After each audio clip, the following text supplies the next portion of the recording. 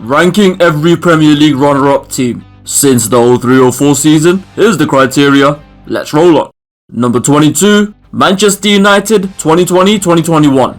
Oh, good lord. How the fuck did these men get second place? Well, I'm sure that the fact that both Liverpool and Chelsea were going through separate issues, and the second fact that games were played in empty stadiums, which United were prepared for since Old Trafford hadn't really been lively for like 8 years up to that point, did help. But still, man, this lot, I guess it just shows that whether you like it or not, positive vibes do matter. And for a group like these snowflakes, they probably matter more than you'd think. Ollie's a good man. Number 21, Manchester United 2017-2018. Yeah, so despite this also being a United side who finished second in the league while losing a cup final through the difference of a single penalty, these were pretty much the complete opposites of Ollie's man then. Cause brother, never mind good vibes, shit was apparently so fucking rotten backstage that despite getting them to the highest league finish in 5 years, Mourinho was sacked only a few months after this. Cauldron of toxicity this was. But they made up for all that with, well, actual tactics outside getting Bruno to hoof the ball up for Gazelles to chase. And United fans didn't realise this at the time, but a midfield of Herrera, Pogba and a younger Matic, especially compared to what they went on to fill later on, particularly during the Ranić days, was a solid balance if nothing else. Number 20, Chelsea 2003-2004. So yeah, while they weren't the worst EPL runner-up side of the last 20 odd years, I'd say they were certainly amongst the most forgotten. And that's simply because they took second place right below the Arsenal Invincibles. And yeah, pretty much nothing else under those guys really mattered that year. But if you do care enough to look under those guys, you'll see that Chelsea were in fact the team that actually knocked out the Arsenal Invincibles in Europe, making it as far as the semis in the competition, and even in the domestic circuit. Ranieri's man them were no pushovers, bro, being truly the second best in pretty much everything. Points won, games won, goals scored, goals conceded, and it was only a matter of time they'd move on up. 19, Arsenal 2015-2016. Yeah, sorry bros. I don't mean to stir shit up in this London rivalry between Chelsea and Arsenal, but I'm gonna have to give this one to the Reds. They are without a shadow of a doubt the most irrelevant runner-up team in Premier League history. Cause yes, as overshadowed as Chelsea were by the 04 Invincibles, no team cast a bigger shadow over every opponent than the Leicester City miracle workers of 2016. Genuinely, it seemed like there were even fans from other clubs that didn't give a fuck about their own team and just got behind Leicester that year. Man, it was a magical time.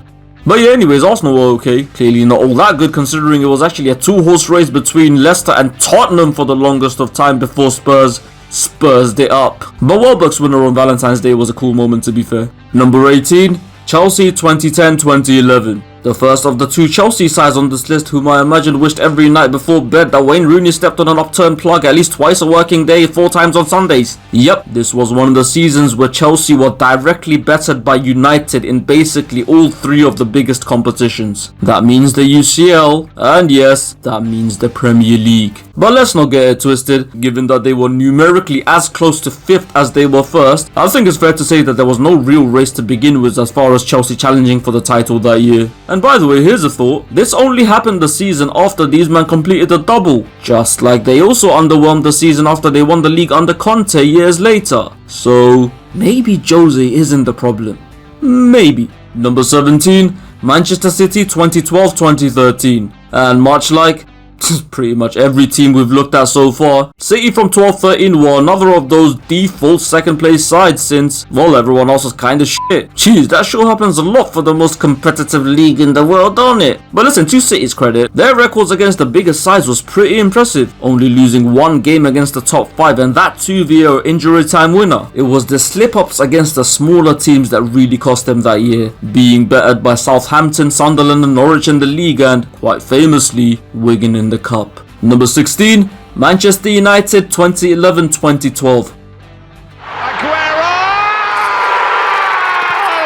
Was just a cover-up, let's be honest. Cause this was not a good team. Like bro, as far as names go, both Jose's and Ollie's second place sides were above this for me. And that just goes to show how much of a genius this man was. Not only did he finish second, and that too with literally a last kick of a football being the difference between him and first place, he also won the league the very next year with practically the same team. But yeah, as far as 11-12 though, they exited the UCL in the group stages, Europa in the subsequent round, and despite building a very good early run in the EPL, which included the famous 8-2 win over Arsenal, they slowly began falling apart and sporadically turned in some awful performances, which included the famous 6-1 loss to City. Still a massive overachievement given the quality of the players though. It's all about perspective. 15. Arsenal 2024-2025.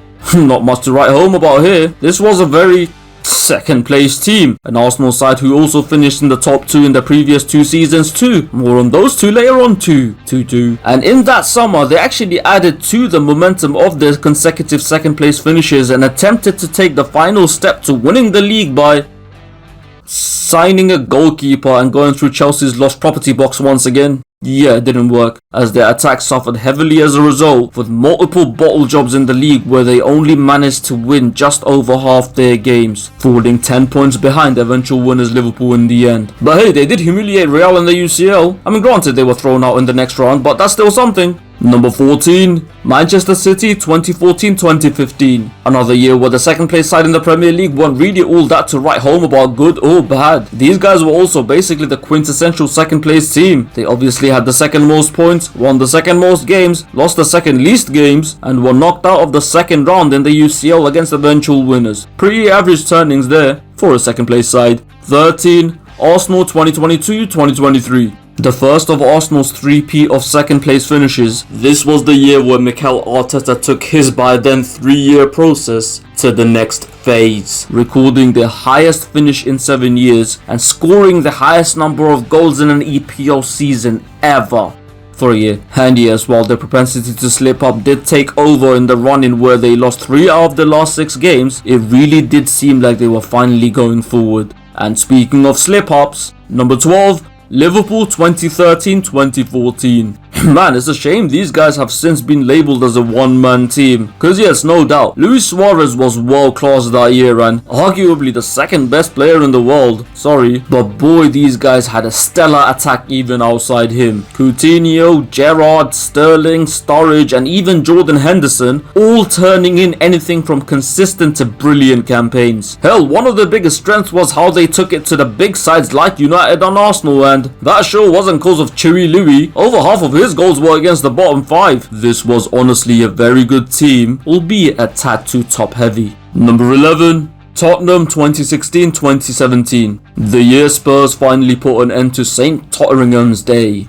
For those who don't know, that's what the day Spurs would eventually and inevitably fall behind Arsenal in the league was referred to. Happened for 21 years straight. Yes, but also, no, not that year, as Pochettino's vibrant and exciting attacking side led by Golden Boot winner Harry Kane unsurprisingly scored the most goals in the league, but also conceded the least, in addition losing the least amount of games. And had they not had the poor run in autumn where they only won 2 out of a possible 8 games, guess they weren't just used to that sweet UCL schedule, the Kane Trophy memes may have ended almost a decade before they did.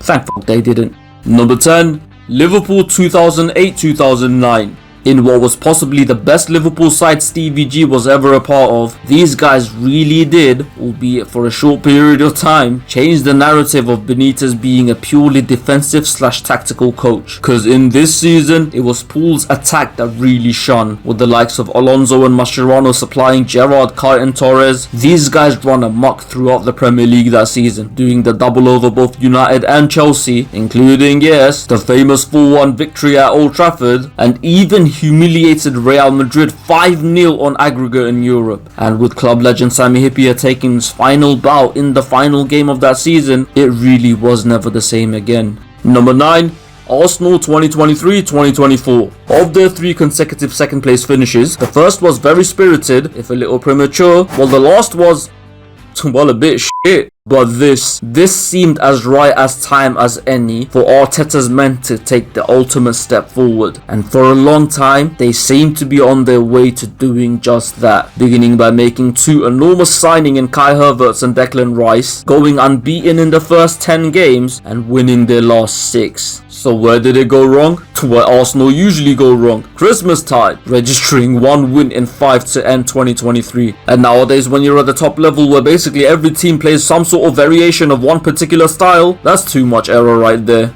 Number 8, Chelsea 2007-2008. Second best in the League Cup, second best in the Charity Shield, second best in the Champions League, second best in the Premier League, 3 of which to 1 team. In the Premier League, they were fine against attacking sides but did find it difficult to figure out tactically organised defences like Fulham or the 2 Merseyside clubs. In the League Cup, well, they lost to Tottenham, so no excuses there. And in the Champions League, well, I've always thought Avram Grant was a little underrated and wrongly mocked during his time at Chelsea, but there's no getting around the fact that he was certainly done a favour with the draws for sure. Because yes, of course they deserve credit for pushing that legendary Manchester United side to the brink in both the league and Europe, only losing because of a John Terry slip in the latter, but also the toughest tie they had until the semi-final against Liverpool was against Fenerbahce. These guys were less of a great team in general and more of a bogey team for that United side.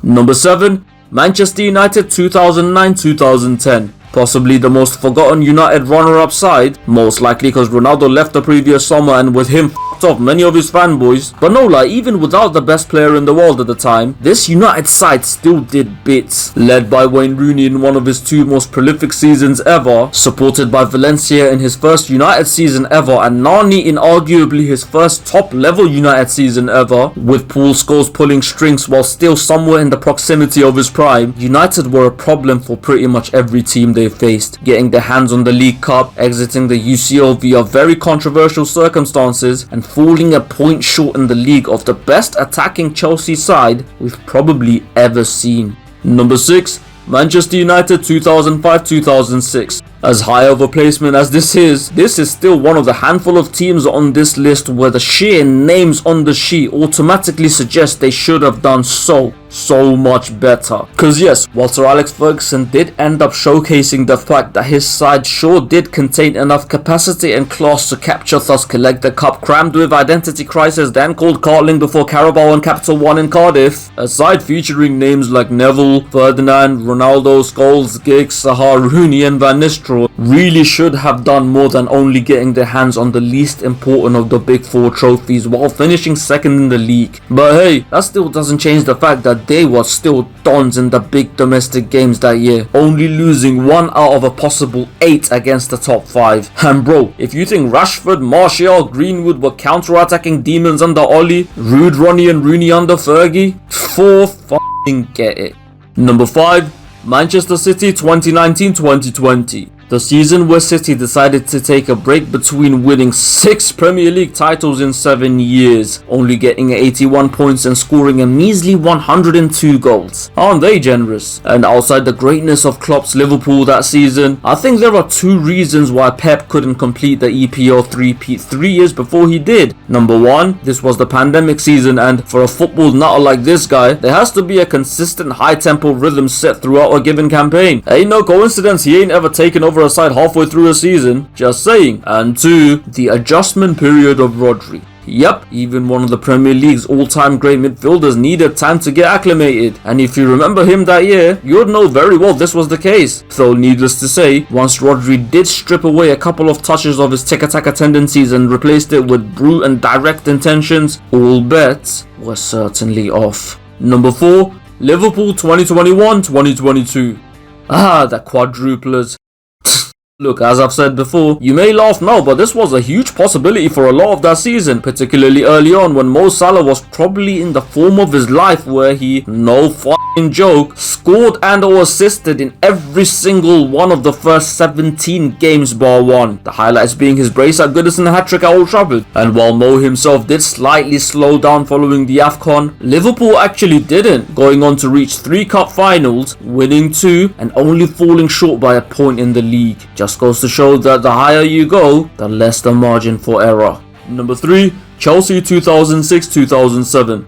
easily the most underrated side on this list. They pushed what was, in my opinion, the best Manchester United side since the treble winners in the league and made it to the semi-final of the UCL, bowing out narrowly on penalties. And although the Mourinho third season syndrome did begin to rear its head out for the first time in the run-in when Chelsea drew their last 5 Premier League games, which ultimately cost them the title, when you factor in that they actually also completed the domestic cup double on top of all the near calls of the league and UCL, it's mental how this was considered an underwhelming season by the higher ups. Number 2, Arsenal 2004-2005. Real talk, I honestly think this man has become underappreciated over the years. Now, do you have any idea how difficult it was to play great, positive and, for most parts, fair football in the EPL in the 90s and 2000s and still be successful? Much respect, man. And while this Arsenal side do also get overshadowed partly because they were second to another historically significant winner in Mourinho's first Chelsea side, let's be clear, as far as damaging teams and embarrassing defenses, the postseason Invincibles were on a league of their own. They didn't just have the best attack in England, they probably had the best attack in Europe, scoring 4 or more goals in 8 league games. That didn't happen very often in the 2000s, bro, especially not in places like Italy and England. And as it was perfectly illustrated by Vieira's final kick as a gunner securing the FA Cup in May, this was truly that great Wenger side's very lost hurrah.